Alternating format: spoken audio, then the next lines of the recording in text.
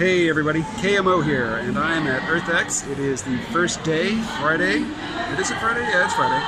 And I have walked around, I've handed out of my head fridge magnets to various people, and I stopped and I talked to a lot of the people who are advertising hemp-based businesses. Some of them are products, some of them are investments, advice, but you know, I don't live here. Texas doesn't even have medical marijuana, much less recreational, and yet here at the Earth Day event, plenty of Texans are all about the kind green weed. So here are some of the people that I encountered.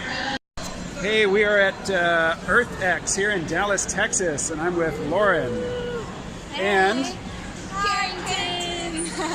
And you guys, you have a company called Hemp 360. We're out of New Braunfels, all hemp seed-based skincare. We've also got some CBD products as well, but for the past 10 years, we have been formulating really rich and moisturizing hemp seed oil-based skincare. So that's what we've got set up for you today, as well as the CBD. And we'd love to educate you guys too, so come see us, please.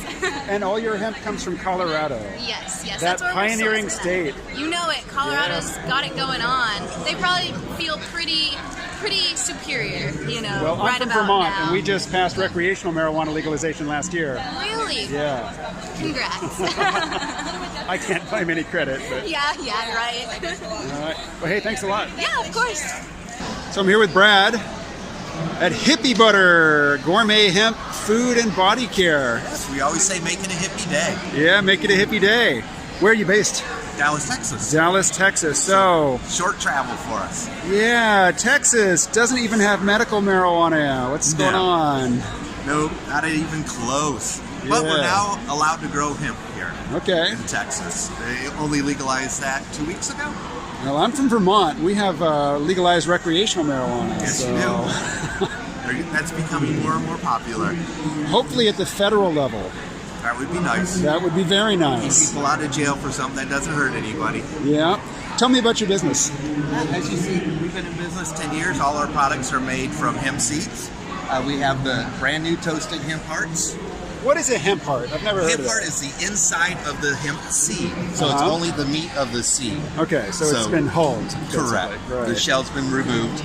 What they do with the shells is they press they take the shells that are removed from the hulled hemp seeds and use that to make protein powder. All right.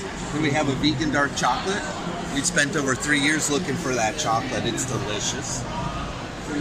Right on. And then one of our favorite products is hemp seed coffee, which is just a regular coffee and hulled hemp seeds blended together.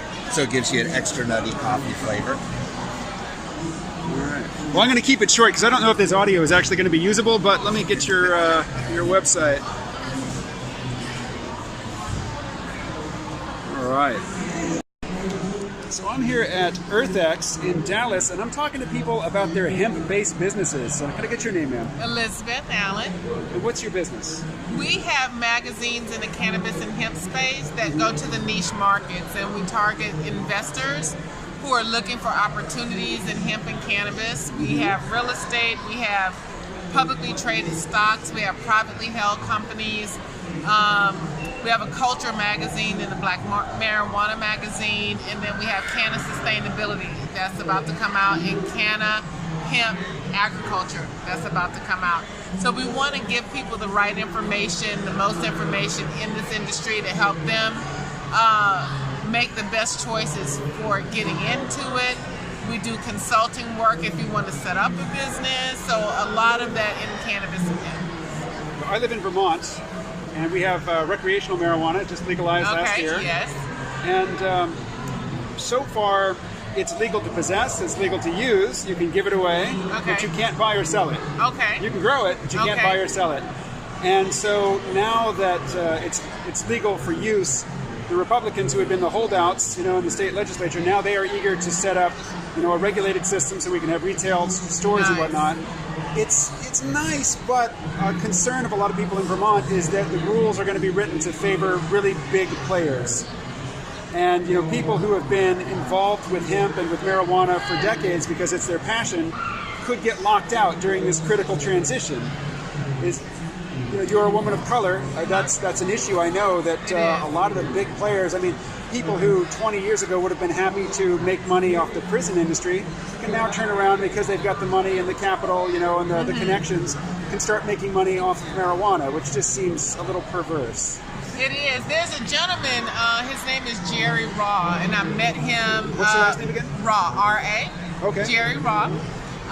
And he's starting the Freedom to Grow conference, and that is the largest agriculture minority cannabis and hemp conference that's coming out. So he's still looking for people to help sponsor that, to take and bring that around and travel in those states where minorities haven't had opportunity. So I think that's a tremendous way for people to get involved and educate the underserved markets. And that's what we try to help do. I think that the big companies getting in could be a detriment, to the minority people trying to get into this industry, but ancillary businesses are also another way to go. Like what? They could do clothing, they could do, because hemp is so many uses. Right. Hempcrete, hemp plastics, consulting businesses, hemp paper, hemp pens. It's so many different things. They can write, they can educate, they can teach. They can learn the agriculture side of it and teach people, how to grow. They can still in turn go back and work in the industry.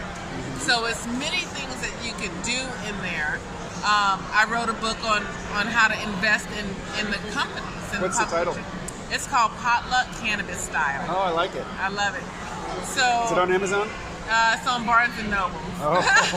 But if you Google it, you can find it. Sure.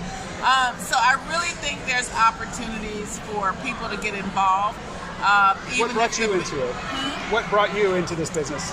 My sister got cancer and was given 6 months to live. And this was back in 2012. And so we took her to a place in Mexico called the Oasis of Hope in Tijuana, Mexico. We met someone there who was another patient who told us about medical marijuana. We knew nothing of it. And we came back to Texas, got involved in it. My sister ended up living 18 months after having been given a 6 months sentence, if you will. And what happened was a caregiver was driving her to Colorado to get her medicine. And on her 8th trip there, a drunk driver hit and that's what killed my sister. Not cancer, because the cannabis was saving her life, but she didn't have access to it. So I didn't know anything about, hemp or cannabis prior to that, so I was learning for her to help get the right meds for her and that sort of thing. Got into the industry because my background was banking. I ended up writing the book to help people learn how to invest in cannabis stocks. And what happened from there, I worked with a gentleman who had a magazine. We've grown the portfolio. We now have 7 magazines in this space. And I try to educate people on alternative ways to be involved, because I'm not touching the plant, but I know a lot of people there. I connect investors and opportunities all the time. We just did a deal yesterday for 160 acres in Oklahoma for $1.2 million with someone I met at a conference. So that's why I got it. That is a great story. Thank you. All right, and there are more hemp vendors that I can speak to, but I think that's probably enough for one video.